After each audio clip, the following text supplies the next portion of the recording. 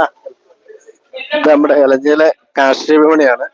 ഈ കാർഷിക വിപണിയുടെ പ്രത്യേകത എന്ന് പറയുന്നത് നമുക്ക് എല്ലാ ദിവസവും രാവിലെ ഒരു 10 മണിക്ക് ലേലം തുടങ്ങുന്നു. കർഷകർ രാവിലെ ഒരു 7 മണിക്ക് തൊട്ട് അവരുടെ ഉൽപ്പന്നങ്ങൾ കൊണ്ടുവരുന്നു.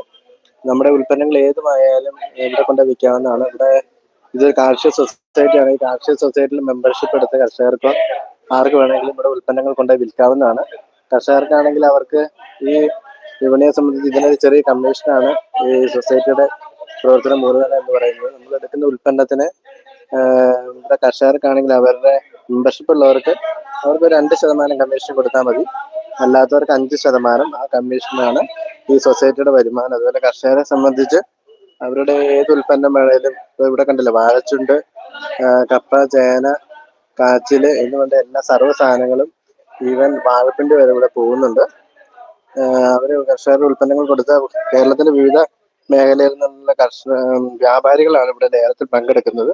അതുപോലെ ഇവിടെയുള്ള ചെറുകിട വ്യാപാരികളുടെയും കച്ചവടക്കാരും എല്ലാവരും പങ്കെടുക്കുന്ന ഒരു ലേല വിപണിയാണ്.